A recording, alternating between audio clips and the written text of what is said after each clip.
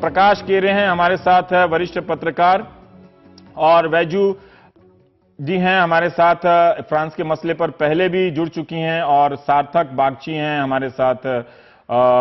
अभी आप शायद नीदरलैंड पहुंच गए हैं सार्थक। वैजू नरावने जी हैं हमारे साथ, आप जर्नलिस्ट भी हैं, पत्रकार रही हैं। सार्थक, आप ही बताइए कि काफी यहां पर खुशी देखी गई। मतलब अगर चुटेले लहजे में कहूं तो ऐसा लगा कि चलिए, अगर आप यहां मोदी जी को नहीं हरा सकते तो फ्रांस में ही उनकी जीत से खुश हैं, इसलिए लोग काफी खुश नजर आ रहे थे। क्या ये वाकई लेफ्ट राइट की कोई हार है क्या बड़ी?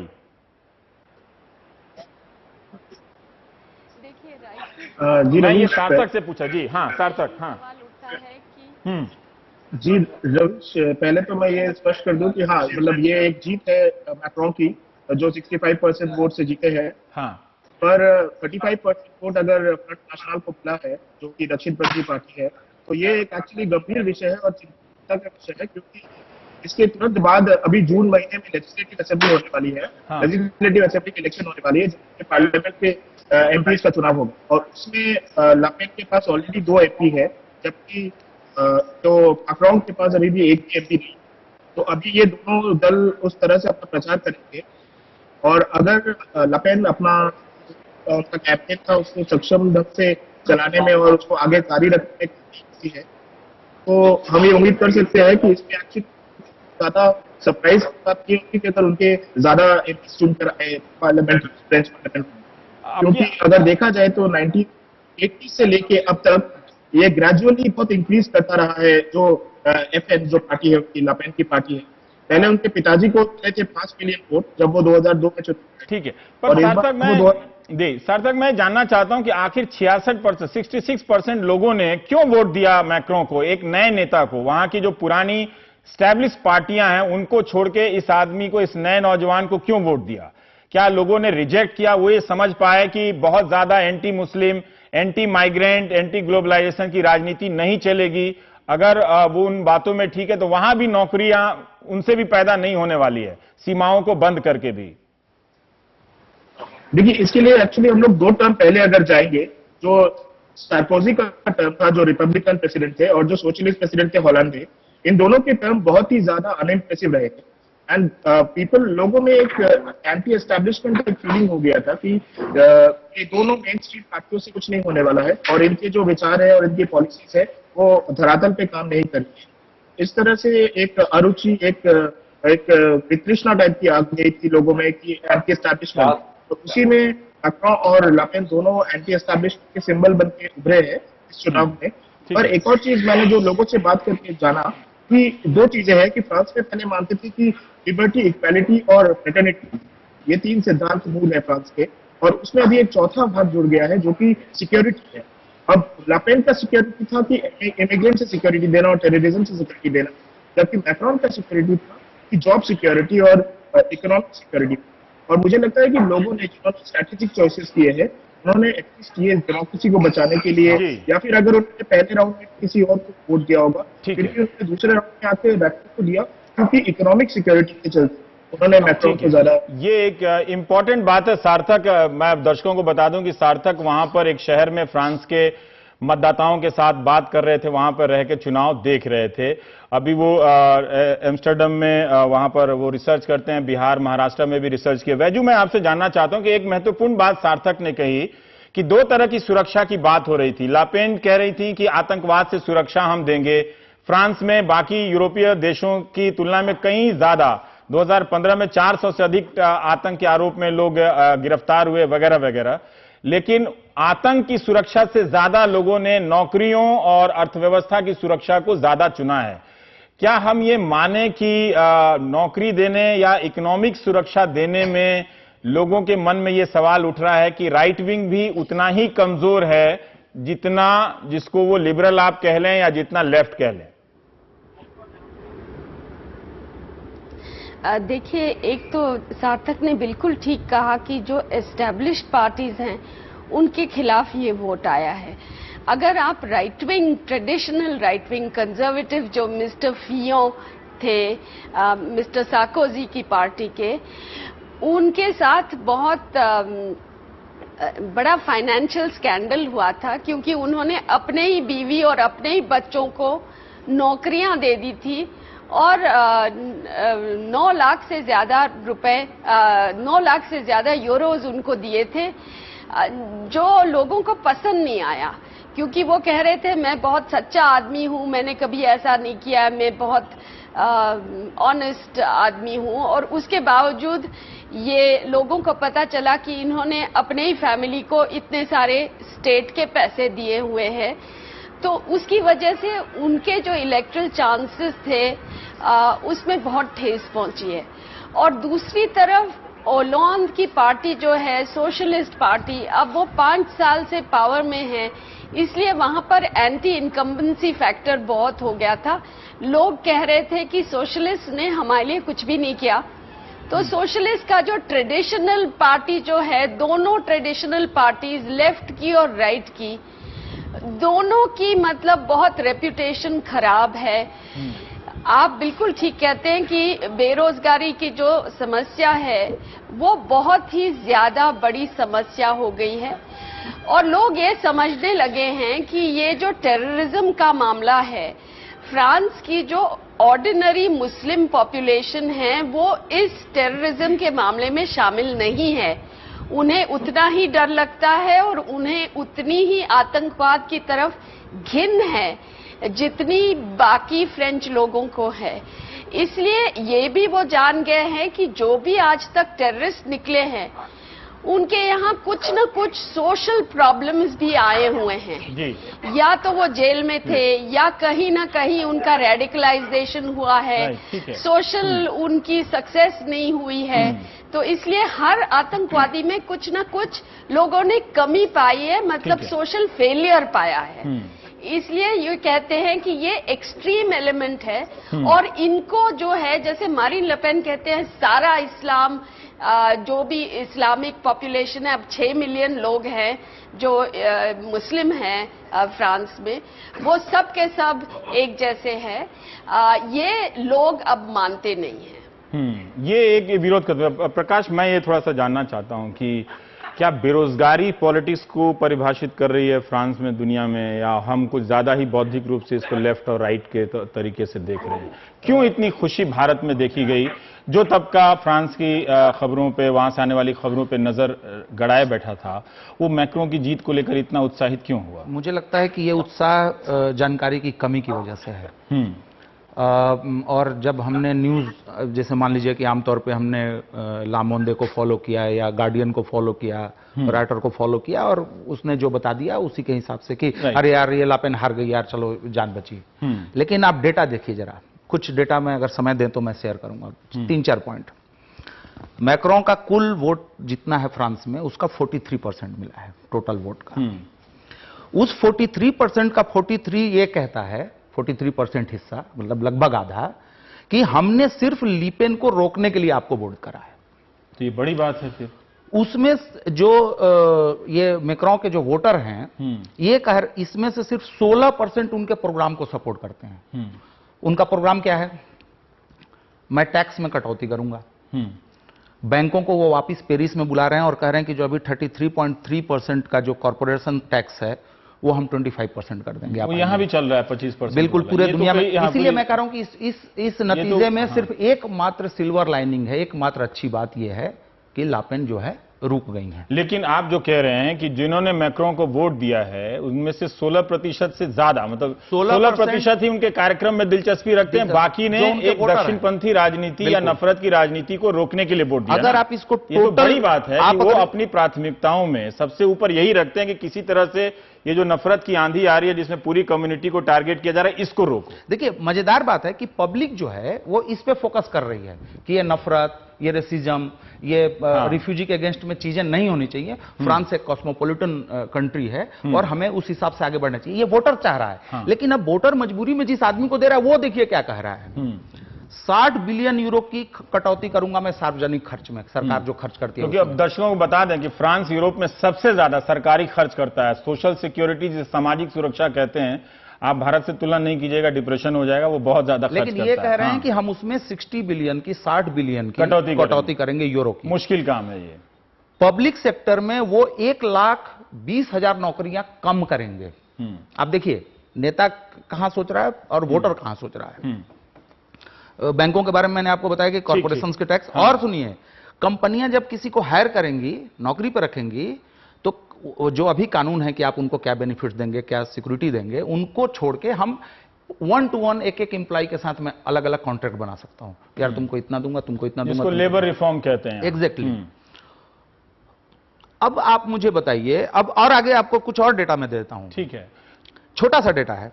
पूरे फ्रांस में 7% से कम लोग ऐसे हैं जो इनके प्रोग्राम के फेवर में है, 7% ओनली। और सुन लीजिए, 60% जो फ्रेंच वोटर है, 61%, वो कह रहा है कि मैक्रों को नेशनल असेंबली में बहुमत नहीं मिलना चाहिए। तो फिर बैजू, मैं आपसे जानना चाहता हूं कि जो प्रकाश ने कहा, अगर एक फेस वैल्यू पे हाँ सार्थक, एक सेकेंड आ रहा हूं सार्थक, जो प्रकाश ने कही बात कि लोगों के सामने वो मालूम है कि वो नेता गलत चुन रहे हैं या वो नेता उस तरह से उनकी आर्थिक नीतियां नहीं बना सकता है, लेकिन इसके बाद भी बैजू वो उस नेता पे इसलिए दांव लगा रहे हैं कि वो नेता लापेन की तरह, मतलब किसी कम्युनिटी के खिलाफ, इस्लाम विरोधी, मुसलमान विरोधी या रिफ्यूजी या फिर माइग्रेंट जो हम लोग नौकरियां करने जाते हैं, उनको दुश्मन के देखने की राजनीति के पक्ष में नहीं है। तो ये ज्यादा प्राथमिकता हो गई है लोगों के बीच। नहीं, मैं प्रकाश से पूरी तरह सहमत नहीं हूं जब वो कहते हैं कि सिर्फ 7% लोग हैं जो मैक्रों के प्रोग्राम को सपोर्ट करते हैं। इसके ऊपर काफी कंट्रोवर्शियल फिगर्स आई हैं। 7% एक जगह की फिगर है, लेकिन उनका जो आप सोचिए 3 साल पहले इनको कोई जानता भी नहीं था। वो बैंकर थे, रॉथस्चाइल्ड बैंक में काम करते थे, उनको चुन लिया फ्रांसवा होलांड ने, ले आए एलिजे पैलेस में उनका एडवाइजर बनने के लिए। उसके बाद उनको इकोनॉमी मिनिस्टर बना दिया। 2 साल पहले वो इकोनॉमी मिनिस्टर हुए थे और 1 साल पहले पिछले नवंबर में उन्होंने इस्तीफा दे दिया और अपनी ये जो ऑन मार्च उनकी जो मूवमेंट है फॉरवर्ड फ्रांस करके, उसको उन्होंने शुरू कर दिया। तो ऐसी बिल्कुल बिना जान पहचान की व्यक्ति को, मैक्रो में कई क्वालिटीज हैं जो फ्रेंच लोगों को बहुत पसंद है। एक तो वो बहुत यंग है, दूसरा उनको वो फ्रेंच लोग देखते हैं कि वो मॉडर्नाइजर है। वो जो फ्रेंच की पुरानी ट्रेडिशंस है, जैसे वर्क प्लेस पे ट्रेडिशंस है, काफी जो उनको वोट मिला है वो कैपिटलिस्ट ग्रुप से भी है, लेकिन वर्किंग क्लास का वोट उन्हें नहीं आया। वर्किंग क्लास का वोट जो है वो एक्सट्रीम लेफ्ट और एक्सट्रीम राइट को गया है। अभी मैं उनसे इस बात पे भी नहीं सहमत हूं कि उनको प्रेसिडेंशियल पार्लियामेंट्री मेजॉरिटी नहीं मिल पाएगी। काफी सारे लोग हैं जो उनके सपोर्ट में बाहर आ रहे हैं और बहुत ये भी पॉसिबल है कि उनका जो प्राइम मिनिस्टर होगा वो राइट विंग प्राइम मिनिस्टर होगा और काफी सारे जो उनके मिनिस्टर्स होंगे वो सेंटर, तो वो नेशनल यूनिटी की गवर्नमेंट बनाना चाहते हैं। ठीक है सार्थक, मैं आपसे जानना चाहता हूं क्या हम समझें आम जबान में कि वहां के लोगों ने एक तरह से नेगेटिव वोटिंग की है। उनका ये कहना है कि आर्थिक नीतियों में लेफ्ट और राइट के पास बेसिकली कोई आइडिया नहीं है। अगर आप ढंग से देखेंगे तो इन दोनों के पास दुनिया को रोजगार देने के मामले में मोबाइल ऐप बनाने के अलावा कोई आइडिया तो है नहीं इनके पास। तो क्या वो अपनी प्राथमिकता ये तय कर रहे हैं कि फ्रांस की संस्कृति जो समाज है उसके बीच की जो रिश्तेदारी है, मोहब्बत है, वो बच जाए अभी? देखिए रवि, पहले मैं जिस बात को बताने की कोशिश कर रहा था कि मैं था लील में, जो नॉर्थ फ्रांस है और वो एक सोशलिस्ट और लेफ्ट प्रोविंस है और वहां पे पहले इंडस्ट्रीज हुआ करती थी और वहां से जो फर्स्ट राउंड में जो कैंडिडेट आगे जीत रहे थे वो मेलेनचॉन, वो एक कैरिज्मेटिक कैंडिडेट थे, लेफ्ट रेडिकल लेफ्ट उनकी पॉलिसीज थी और काफी युवा लोगों से जिनसे मैंने बात की और वो उनसे काफी आइडेंटिफाई कर पा रहे थे इस तरह से। बिकॉज इफ रिपब्लिक में ये फ्रांस की जो प्रेसिडेंसी ये क्रिएट ऐसे किया गया है कि they always look forward to a charismatic और स्ट्रॉन्ग एक लीडर चाहते हैं, और जिसमें लपेन और मैक्रोन एक हेरिडिटरी पॉलिटिशियन नहीं है, और डिनेस्टी मैं वही बोल रहा हूँ कि मैक्रोन एक हेरिडिटरी पॉलिटिशियन नहीं है, और जबकि लपेन पे एक डिनेस्टी का भी टैग था कि वो पिता की विरासत में मिली है पार्टी। इस तरह से भी लोगों में एक युवाओं में खासकर इस तरह से एक अलगाव दिखा। पर मैं कह रहा हूँ वो बैलेंस ऑफ सार्थक थोड़ा रुकना पड़ेगा, ऑडियो इतनी साफ नहीं आ रही। पर प्रकाश, तो क्या हम बहुत ज्यादा एक्साइटेड होने के लिए? एक्साइटेड नहीं होने की है। और वैजू जी जो कह रही थी, तो मैं सिर्फ एक हफ्ते पहले जाऊंगा। 1 तारीख को वोटिंग हुई थी फर्स्ट फेज की, तब इनको 24% मिला था। ठीक है, उस पर नहीं, मैं ये कह रहा हूं कि एक हफ्ते में क्या मैक्रोन ने अपना करिश्मा बहुत बढ़ा लिया, अपनी पॉलिटिक्स बहुत चेंज कर ली, अपने प्रोग्राम में चेंज कर लिया? ऐसा नहीं हुआ। मैं ये कहना चाह रहा हूं कि आप बताइए कि राइट गॉलिस्ट पार्टी से लेके और लेफ्ट सोशलिस्ट पार्टियां तक, मिलोशो ने नहीं डायरेक्टली, मिलोशो ने अपने वोटर को सिर्फ ये कहा कि लापेन को एक भी सिंगल वोट नहीं जाना दिए, और एक तरीके से तो मैं ये कह रहा हूं कि ये उनका वोट ही नहीं है, ये उनका वोट नहीं है। इस बात को हमें समझना चाहिए। क्यों? आपको एक छोटा और डेटा दे रहा हूं। छोटा डेटा, समय कम है, छोटा डेटा।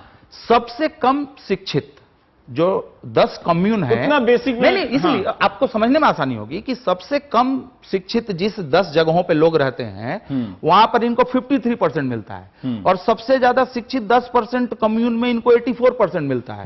वर्किंग क्लास में भी यही है, जो जहां सबसे ज्यादा कमाने वाले आदमी हैं वहां सबसे ज्यादा वोट इनको मिल रहा है, जहां सबसे कम कमाने वाला आदमी है वो इनको वोट नहीं दे रहा है। तो ये किसको अपील कर रहे हैं?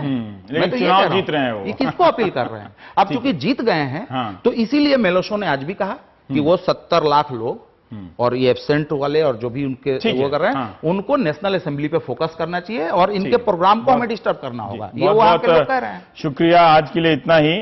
ब्रेक के बाद हम एक और कहानी है जो हम छोड़ नहीं सकते, तो ब्रेक लेना पड़ेगा।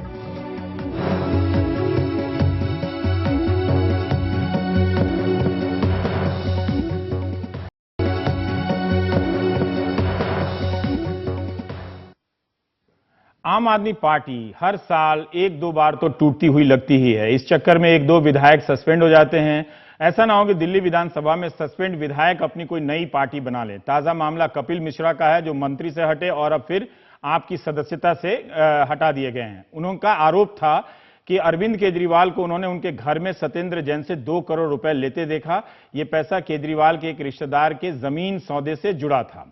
उन रिश्तेदार का सोमवार को दिल्ली में निधन हो गया। कपिल मिश्रा ने केजरीवाल के 2 सबसे खास सहयोगियों पर टैंकर घोटाले की जांच रिपोर्ट को दबाए रखने का भी आरोप लगाया। इस सिलसिले में पहले वो एसीबी से मिले और फिर सीबीआई का दरवाजा खटखटाने जा रहे हैं, और अरविंद केजरीवाल से सवाल हो रहा है कि वे इस्तीफा क्यों नहीं दे रहे हैं, जबकि दूसरों से वो यही आशा करते थे। शरद शर्मा, मुकेश सिंह सेंगर की ये रिपोर्ट देखिए। सत्येंद्र जैन ने पैसे दिए, अरविंद केजरीवाल जी ने पैसे लिए, मेरी आंखों के सामने लिए और अपने घर के अंदर लिए। दिल्ली सरकार से निकाले गए मंत्री कपिल मिश्रा यही नहीं रुके। आरोप लगाया कि केजरीवाल के साढ़ू को फायदा पहुंचाने के लिए सत्येंद्र जैन ने दिल्ली के छतरपुर में एक लैंड डील करवाई। जमीन की डील के लिए 50 करोड़ रुपए, छतरपुर में एक 7 एकड़ के फार्म हाउस की डील और पीडब्ल्यूडी डिपार्टमेंट के 10 करोड़ रुपए के फर्जी बिलों को सही साबित करने का काम सत्येंद्र जैन जी ने किया। अरविंद केजरीवाल जी के एक रिश्तेदार, उनके ब्रदर इन लॉ, उनके रिश्ते में साड़ू लगते हैं, बंसल परिवार की संस्थाएं हैं, उनके लिए किया। कितना कपिल जी झूठ बोल सकते हैं, सारे को देख ले। इंतहा हो चुकी है झूठ बोलने की।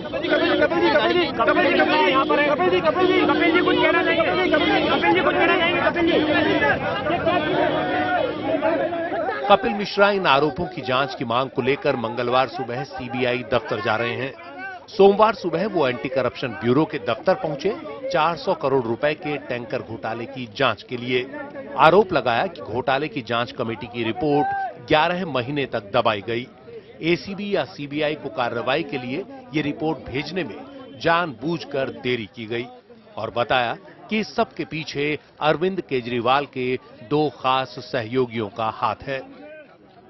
किस प्रकार से माननीय मुख्यमंत्री अरविंद केजरीवाल जी और उनके 2 साथियों के द्वारा टैंकर घोटाले की पूरी जांच को प्रभावित किया गया, डिले कराया गया और सरकारी पैसे का नुकसान कराया गया और जो अभियुक्त है शीला दीक्षित उनको बचाने की कोशिश बार बार की गई। उसके मैंने कुछ जानकारी एंटी करप्शन ब्यूरो को अभी दी है और डिटेल इन्वेस्टिगेशन और स्टेटमेंट के लिए कुछ दिनों में दोबारा यहां पर मेरे को बुलाया जाएगा। कपिल मिश्रा ने मुख्यमंत्री अरविंद केजरीवाल के निजी सचिव विभव कुमार और राजनीतिक सचिव आशीष तलवार पर आरोप लगाया कि उन्होंने जांच प्रभावित की और जांच में देरी करवाई। लेकिन इन आरोपों के बाद कपिल मिश्रा खुद सवालों के घेरे में आ गए हैं। उनके पुराने बयान उन्हें कटघरे में खड़ा कर रहे हैं। पिछले साल जब उनसे पूछा गया था कि आखिर टैंकर घोटाले की रिपोर्ट एसीबी या सीबीआई को भेजने में 11 महीने की देरी क्यों हुई, तब उनका जवाब ये था। अगस्त में मैं जांच करके दे सकता हूं और जून में हम केस दर्ज करा सकते हैं, तो 2 साल में मोदी सरकार ने आज तक एक जांच क्यों नहीं कराई और केस दर्ज क्यों नहीं कराया? अगर जांच कंप्लीट करके केस दर्ज कराना 1 साल में लेट होता है और उसके कारण जांच होनी चाहिए, तो 2 साल बहुत लेट होना चाहिए। मोदी विजेंद्र गुप्ता जी इनडायरेक्टली मोदी जी के खिलाफ भ्रष्टाचार की जांच कराना चाहते हैं। जुलाई 2016 में एसीबी ने कपिल मिश्रा से पूछताछ की, जिसमें मिश्रा ने देरी की कई वजहें गिनाई जो उस समय के उनके बयानों और चिट्ठियों से साफ हैं। जैसे उन्होंने कहा कि 8 जून 2015 के बाद मोदी सरकार ने एसीबी पर अवैध कब्जा कर लिया। भ्रष्ट अफसर मुकेश मीणा को एसीबी का प्रमुख बना दिया गया। यह भी लिखा कि उपराज्यपाल नजीब जंग सोनिया गांधी के खास थे और सीएनजी फिटनेस घोटाले में शीला दीक्षित को बचा चुके थे।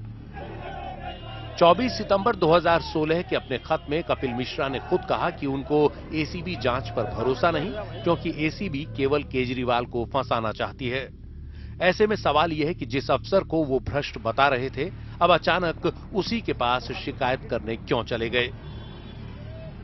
आपने पिछली बार बताया था कि मुकेश मीणा भ्रष्ट हैं, इसलिए एसीबी को नहीं भेजा गया था ये पूरा केस। अब आप खुद ही एसीबी से मिलकर आए हैं। मैं गवाह हूं अब इस मामले में। नहीं गवाह हैं, लेकिन मैं आपसे ही पूछ रहा हूं, आपने पिछली बार ये कहा था, या तो आप तब गलत बोल रहे थे या फिर आप गलत बोल रहे हैं। अरविंद केजरीवाल जी बताएंगे।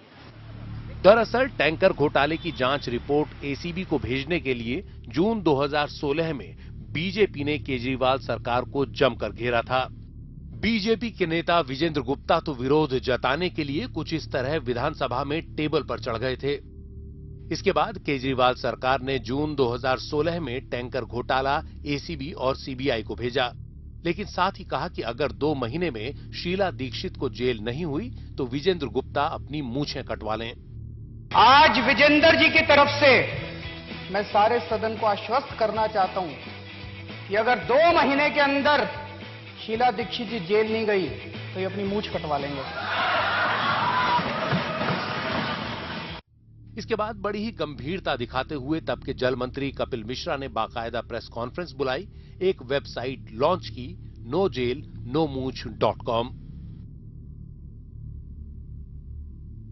तो ये एक nojailnomooch.com करके काउंटडाउन हम लोग शुरू कर रहे हैं। पूरा देश और पूरी दुनिया अब ये उल्टी गिनती विजेंद्र गुप्ता जी की मूंछें कटने की आज से शुरू हो रही है। लेकिन अब कपिल मिश्रा नए तेवर नए रूप में दिख रहे हैं, केजरीवाल पर निशाना साधते। आम आदमी पार्टी के मुताबिक कपिल मिश्रा मंत्री पद से हटाए जाने से बौखला गए हैं और बीजेपी की भाषा बोल रहे हैं।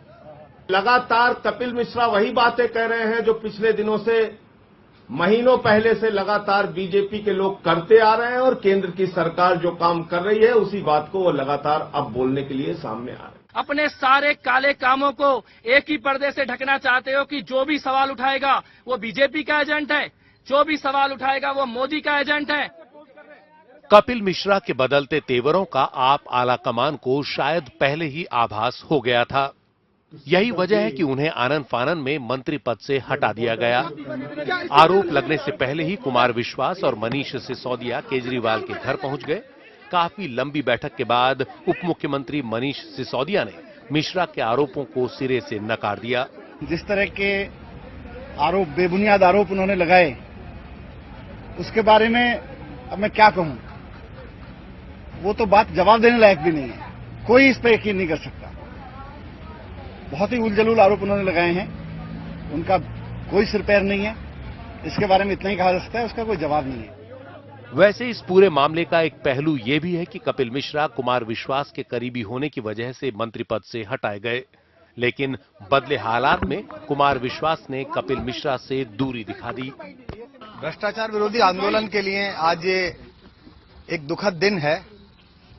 हमने एक पार्टी बनाई, 2 बार सरकार बनाई।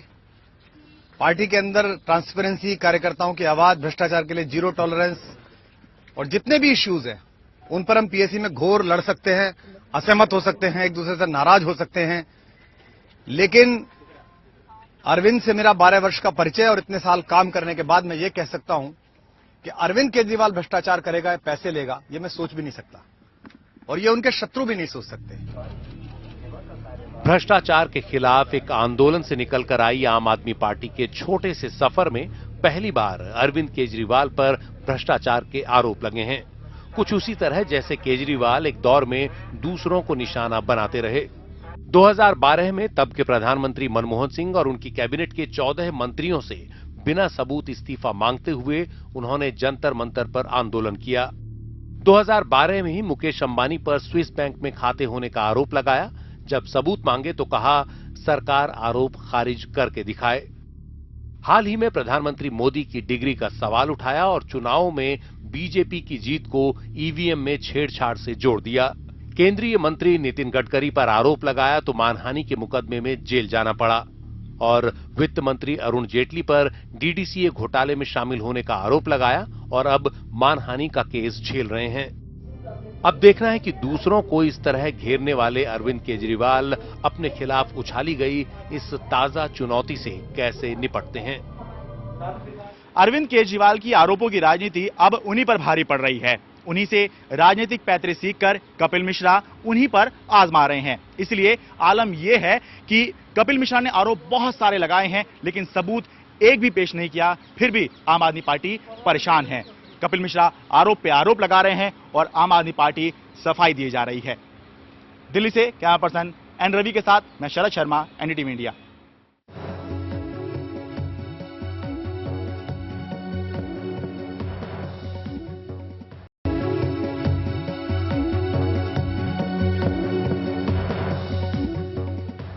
उत्तर प्रदेश आईपीएस एसोसिएशन ने गोरखपुर में एक महिला आईपीएस अफसर से बदसलूकी करने के आरोपी बीजेपी विधायक राधा मोहन अग्रवाल पर कार्रवाई करने की मांग की है। आईपीएस एसोसिएशन को इसने पहले भी एसएसपी लव कुमार के मामले में 2 दिन बाद बयान जारी करना पड़ा था। तब लव कुमार का उसके बाद बयान का यह असर हुआ अच्छा कि सहारनपुर से उनका नोएडा तबादला कर दिया गया। कहीं ऐसा ना हो कि आईपीएस एसोसिएशन की इस मांग के बाद एक और आईपीएस का तबादला हो जाए। आप फुटेज देखिए। बीजेपी विधायक जी महिला आईपीएस अफसर पर पब्लिक में चीख रहे हैं। विधायक जी ने अपनी सफाई दी है ये कहते हुए कि आप बताइए क्या मैंने उन्हें छू लिया, क्या मैंने उन्हें धक्का दिया, क्या मैंने उन्हें गालियां दी, क्या कह दिया मैंने। ये उनके बयान हैं। अपने रोने पर सफाई महिला अफसर ने भी दी है। बैठे यहाँ पर आपकी बात मैं नहीं कर रहा हूँ, मुझे नहीं बताओ तुम चुप रहो तुम। मैं बताया ना बता के बाद मत जाओ। मैं बात करूंगा एसएम साहब से। आपको सम्मान रखो। एसएम साहब आए यहाँ बात करो। मैं से बात नहीं करूंगा। बुलाए इनके अधिकारी। चुप रहो यार। बुलाइए आप इनके अधिकारी। ये तो इनकी हालत खाली तो नहीं खड़ी हूँ।